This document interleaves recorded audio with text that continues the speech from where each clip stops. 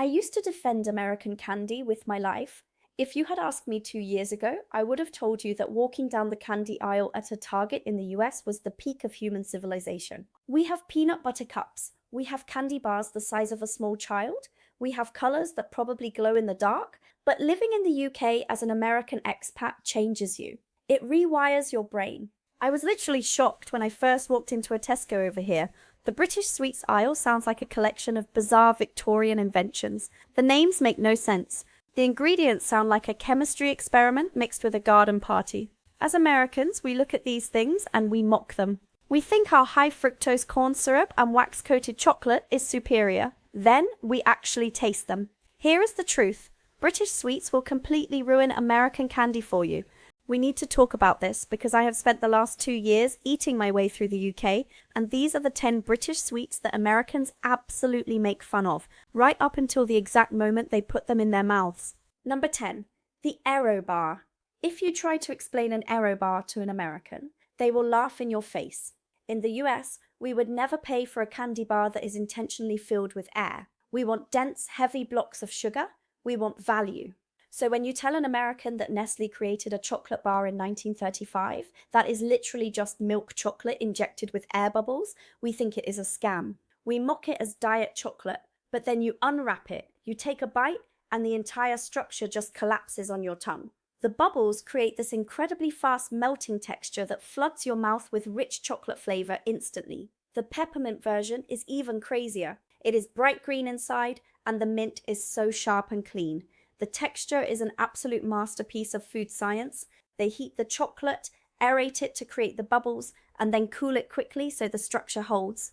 You are not paying for air, you are paying for the physics of chocolate, and it is brilliant. Number 9. Wine gums. First of all, the name is a public relations nightmare for an American. When I first saw a roll of Maynard Bassett's wine gums, I thought they were alcoholic. I thought it was some weird boozy candy for British grandmas to eat while playing bingo. Americans are used to gummy bears or fruit snacks that are soft, super sweet, and shaped like cartoon animals. Wine gums are none of those things. They are stamped with the names of different wines like port, sherry, and burgundy, but they contain absolutely zero alcohol.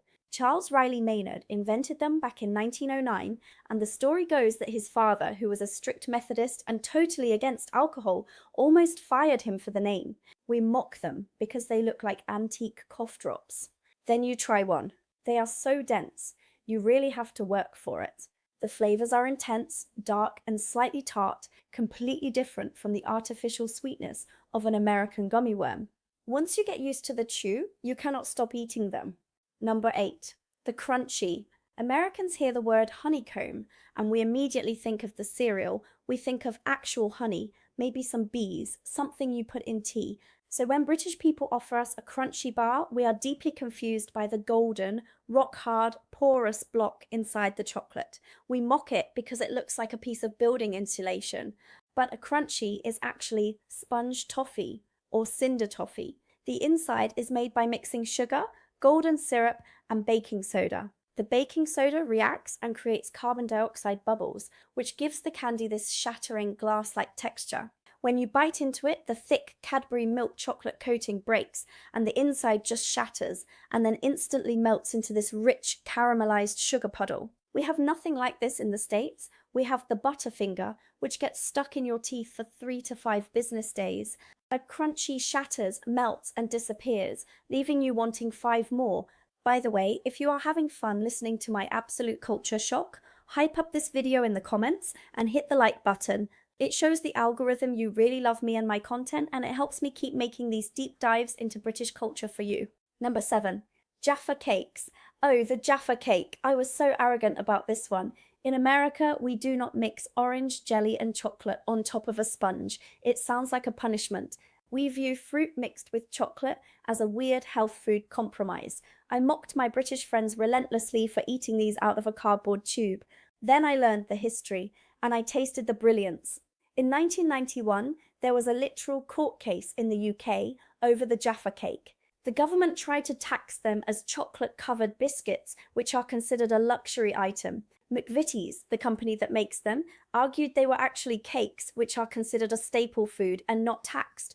They baked a giant 12-inch Jaffa cake to prove to the tribunal that, like a cake, a Jaffa cake goes hard when it goes stale, whereas a biscuit goes soft. McVitie's won. When you finally bite into one, the soft sponge base, the sharp, tangy orange smash center, and the dark chocolate shell balance each other so perfectly that you easily accidentally eat an entire pack while watching television.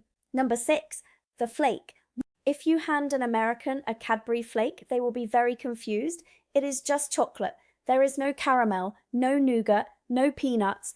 It is just a wrinkly, crumbly stick of chocolate that makes an absolute mess the second you open the yellow wrapper. We mock it for being messy and basic, but the flake was actually a happy accident. Back in the 1920s, a Cadbury employee noticed that the excess chocolate pouring off the machinery would fall in these folded thin ribbons. Because of the way the fat and cocoa butter align in those ribbons, a flake behaves differently than normal chocolate. It does not melt. You can put a flake in the microwave and it will just sit there. It burns before it melts. This delicate crumbly texture creates a totally unique mouthfeel. Plus, it is the cornerstone of British summer. You stick it into a soft serve vanilla ice cream cone and suddenly you have a 99, which is the most iconic British seaside treat in existence. You cannot appreciate the flake until you are walking down a pier in Brighton, trying to eat it before the seagulls attack you. Quick thing before we get to the final ones on this list. The data on this channel shows that over 80% of you watching right now are not subscribed. That means you are showing up for the content, but the algorithm has no reason to show you the next video. Hit subscribe so you do not miss the next one. Number 5, Percy Pigs. Literally laughed out loud the first time someone told me I had to go to a grocery store to buy a bag of gummy pigs. Marks & Spencer is a nice supermarket, so the idea of a premium, high-end grocery store having a cult following for a cartoon pig candy sounded ridiculous. In America, our gummy candies are made by massive, faceless corporations, not upscale grocery chains.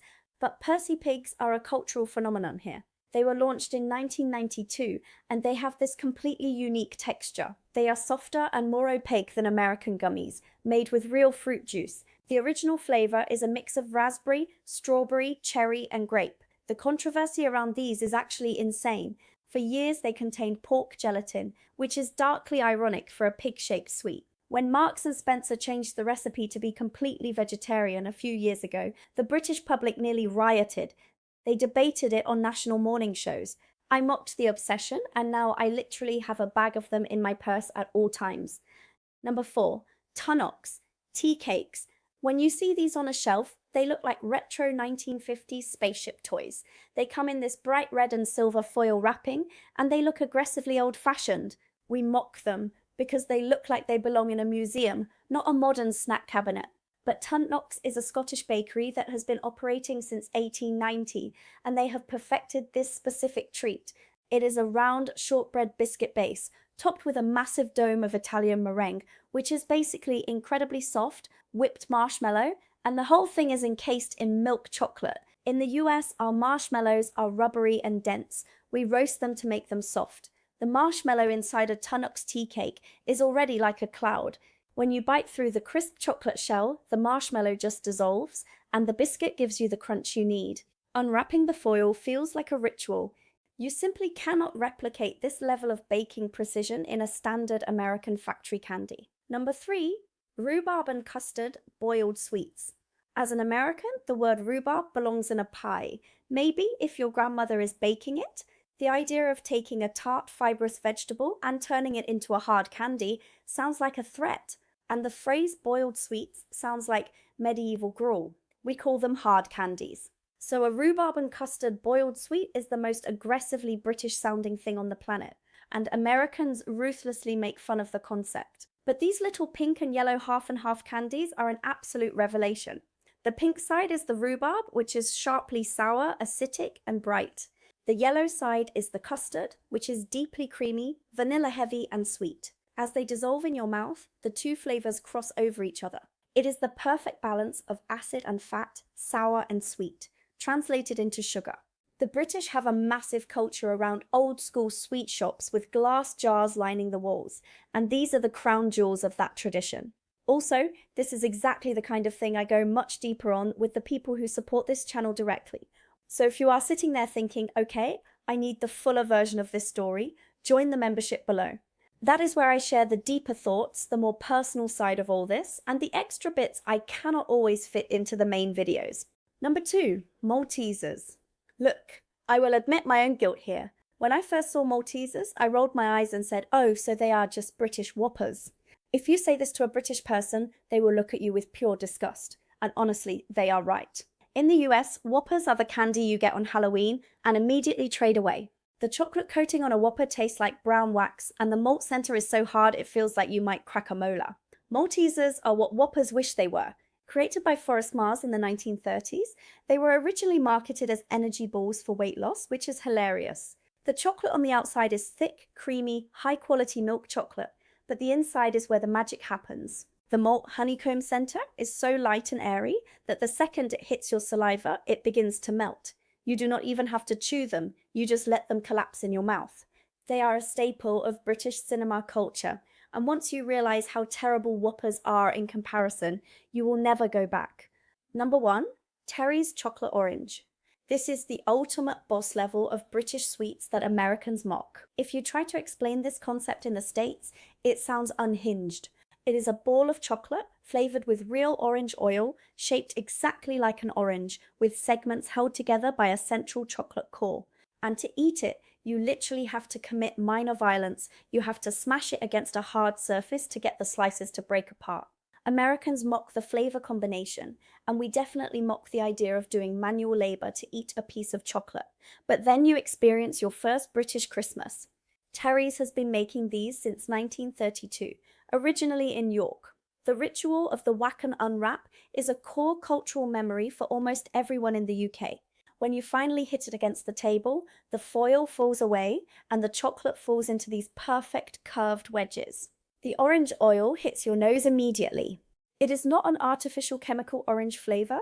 It tastes rich, deep, and luxurious. It makes American holiday candy look incredibly boring.